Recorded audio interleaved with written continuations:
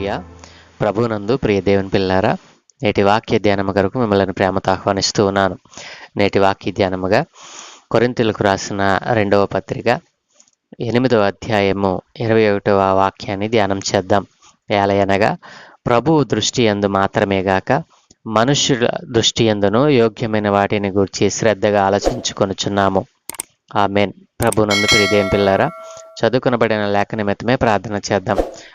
మమ్మల్ని మిక్కిలిగా ప్రేమించుచున్న మా ప్రియ తండ్రి, గొప్ప దేవానికి వందనాలు నాయన. ఏ మంచి లేని మా జీవితంలో మరొక నూతన ఉదయాన్ని గ్రహించారు. ఈ ఉదయమందు నీ పాద సన్నిధి చేరి నీ వాక్యమును ధ్యానించడానికి మాకు ఇచ్చిన మంచి సమయాన్ని బట్టి మీకు వందనాలు తండ్రి. చదువుకునబడిన లేఖనమును మా కొరకు దీవించండి. కొన్ని ఆత్మీయ పాఠాలు నేర్చుకోవడానికి కృప చూపమని యేసునామమున ప్రార్థించి వేడుకుంటూ ఉన్నాను తండ్రి. ఆమేన్.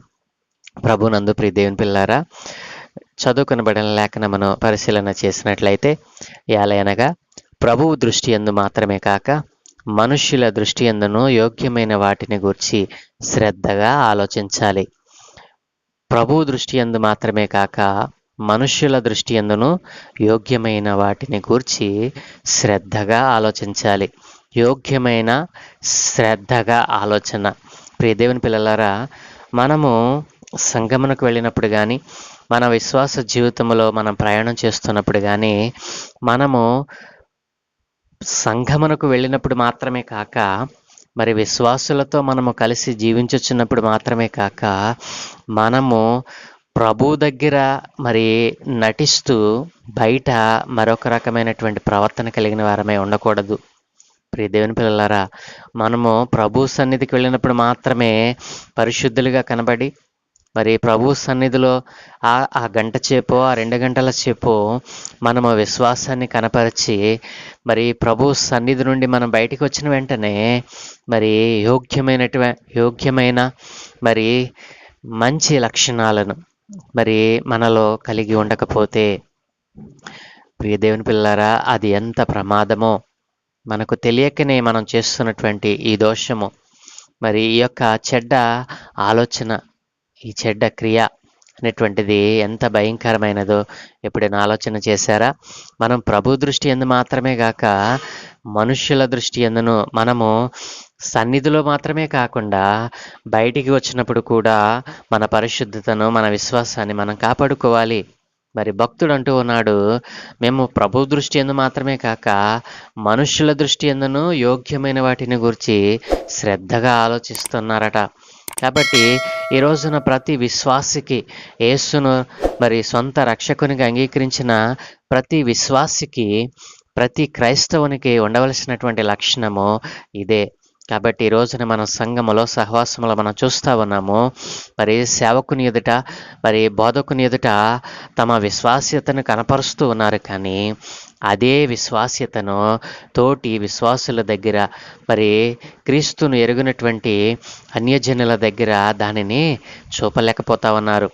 అక్కడేమో నటన చేస్తూ ఉన్నారు, ఇక్కడేమో జీవిస్తూ ఉన్నారు. ప్రియ దేవుని పిల్లలారా, రెండు కూడా క్రైస్తవునికి, విశ్వాసునికి ప్రమాదమే. కాబట్టి ప్రభు సన్నిధిలో నీవు ఏ రీతిగా నీ ప్రవర్తనను జాగ్రత్తగా చూచుకొని నీ విశ్వాస్యతను కాపాడుకుంటూ శ్రేష్టమైన మరి యోగ్యమైనటువంటి ఆలోచన కలిగి ఉన్నావో, అదే నీ విశ్వాస జీవితంలో నీవు బయటకు వెళ్ళి నీ పని పాటలలో, నీ ఉద్యోగంలో, మరి నీవు చేసేటువంటి ఏ పనిలోనైనా సరే నీవు ఉన్నప్పుడు సన్నిధిలో ఏ రీతిగా నీవు విశ్వాసాన్ని కనపరుచుకున్నావో, నీ విశ్వాసాన్ని గట్టిగా పట్టుకున్నావో, నీవు దేవునిలో నిన్ను నీవు ఏ రీతిగా నిలుపుకున్నావో, మరి బయటకు వెళ్ళినప్పుడు మరి మనుష్యుల ఎదుట కూడా నీవు అదే ప్రవర్తన, అదే యోగ్యమైన ఆలోచన, యోగ్యమైన ప్రవర్తన, మరి యోగ్యమైనటువంటి స్థిరత్వముతో కూడినటువంటి విశ్వాసమును నువ్వు కనపరచవలనని భక్తుడు ఇక్కడ సెలవిస్తూ ఉన్నాడు. కాబట్టి బయట ఒకలాగా, లోపల ఒకలాగా నీ ప్రవర్తన ఉంటుందా? నీ ఆలోచన యోగ్యమైనదేనా? నీవు దేనిని గూర్చి ఆలోచిస్తూ ఉన్నావు? ఆ ఆలోచనలో అవి దేవునికి సంబంధమైనవా లేక లోక సంబంధమైనవా? నీవు సన్నిధిలో ఉన్నప్పుడు దేవుని సంబంధమైన విషయాలను గురించి శ్రద్ధగా ఆలోచించి, మరి మనుషుల దగ్గర నీవు వ్యర్థమైన లోక సంబంధమైన వాటిని గురించి మరి శ్రద్ధ పెడతా ఉన్నావేమో. నీ ఆలోచనలు ఏ రీతిగా ఉంటూ ఉన్నాయి. కాబట్టి విశ్వాసపు జీవితంలో క్రైస్తవునిగా విశ్వసించి యేసునామమును అంగీకరించి సంఘములో ఒక మరి స్థిరమైన స్థానాన్ని పొందుకొని మరి నీవు విశ్వాసిగా మరి దేవుని యొక్క మరి దయలో, దేవుని యొక్క కృపలో, మరి దేవుని యొక్క దయలోను మనుషుల యొక్క దయలోను నీవు వర్ధిల్లుచు ఉన్నప్పుడు నీ జీవితంలో మరలా లోక సంబంధమైనటువంటి ఆలోచనలు, యోగ్యమైన యోచనలు నీ హృదయంలో ఉంచుకొనకుండా ఒకవేళ నీవు తప్పిపోతా ఉన్నావేమో, దేవుడు ఈరోజున నిన్ను మరి మేల్కొల్పుతా ఉన్నాడు. కాబట్టి భక్తుడు అంటూ ఉన్నాడు కదా, ప్రభువు దృష్టి యందు మాత్రమే కాక మనుషుల దృష్టి యందును యోగ్యమైన వాటిని గురించి శ్రద్ధగా ఆలోచించాలి. ప్రియ దేవుని పిల్లలారా, నీవు నీ విశ్వాస జీవితాన్ని ఎంత జాగ్రత్తగా కాపాడుకోవాలో ఈ యొక్క లేఖనం మనకు తెలియచేస్తూ ఉంది. కాబట్టి మనము మన విశ్వాసమును విశ్వాసి దగ్గర ప్రదర్శిస్తే ఉపయోగం ఏముంది? విశ్వాసమును యేసునామమును అంగీకరించని వారి దగ్గర ప్రదర్శిస్తే నీ విశ్వాసమును చూసి, నీ ప్రవర్తనను చూసి, నీ యొక్క మరి నోటి మాటను చూసి, నీ జీవితాన్ని చూసి ఎదుటి వ్యక్తి మరి అన్యుడైనను సరే ధన్యుడిగా మార్చబడటానికి ఎంతగానో ఉపయోగపడుతుంది కదా. కాబట్టి నా ప్రియ దేవుని జనాంగమా, మనుషుల ఎదుట నీ ప్రవర్తన ఎట్లా ఉంటుంది? నీ ఆలోచనలు ఎలా ఉంటున్నాయి? యోగ్యమైనటువంటి ఆలోచన కలిగి ఉన్నావా? మరి తుచ్చమైనటువంటి ఆలోచన కలిగి నీ యొక్క అవిశ్వాసాన్ని మనుషుల ఎదుట ప్రదర్శిస్తూ ఉన్నావా? ఏ విధమైనటువంటి ఆలోచన నీవు కలిగి ఉన్నావు? ఏ విధమైనటువంటి విశ్వాస జీవితాన్ని నీవు కలిగి ఉన్నావు? మరి సన్నిధిలో ఒకలాగా, బయట మనుషుల ఎదుట మరి అన్యుల ఎదుట ఒకలాగా నీవు ప్రదర్శిస్తూ ఉన్నావేమో, మరి నీ యొక్క ప్రవర్తనను కనపరుస్తూ ఉన్నావేమో. జాగ్రత్తగా చూచుకున్నామని దేవుని వాక్యం సెలవిస్తూ ఉంది. కాబట్టి భక్తుడు అంటూ ఉన్నాడు కదా, ప్రభు దృష్టి యందు మాత్రమే కాక మనుషుల దృష్టి యందును, మనుషులకు కనబడవలనని మనము భక్తి చేయకూడదు. కానీ మన భక్తి మనుషులకు మరి వారు దానిని గమనించగలగాలి, దానిని వారు ఆలోచింపచేసేదిగా మన యొక్క భక్తి ఉండాలి. కానీ మరి నటించేటువంటి భక్తి మరి ఎదుటివారిని మరి దేవుని యొక్క సన్నిధికి నడిపించదు, యేసునామమును అంగీకరించినట్లుగా చేయలేదు. కాబట్టి నీవెప్పుడైతే యోగ్యమైన ఆలోచన కలిగి ఉంటావో, నీవు యోచించినటువంటి ప్రతి ఆలోచన శ్రద్ధగా ఆలోచించాలంటండి. ఎలా పడితే అలా యోగ్యమైన ఆలోచన ఎప్పుడు వస్తుంది?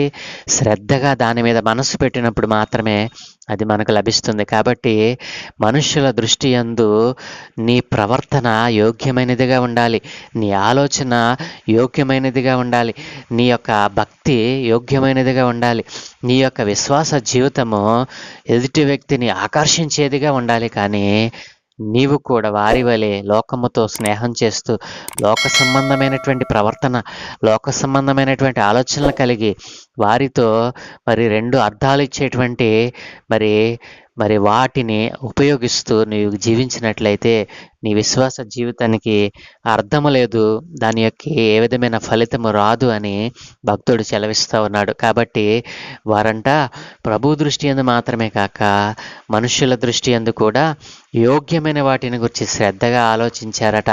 కాబట్టి ఆ విధమైనటువంటి ఆలోచన ప్రతి క్రైస్తవునికి ఉండాలని భక్తుడు సెలవిస్తూ ఉన్నాడు. మరి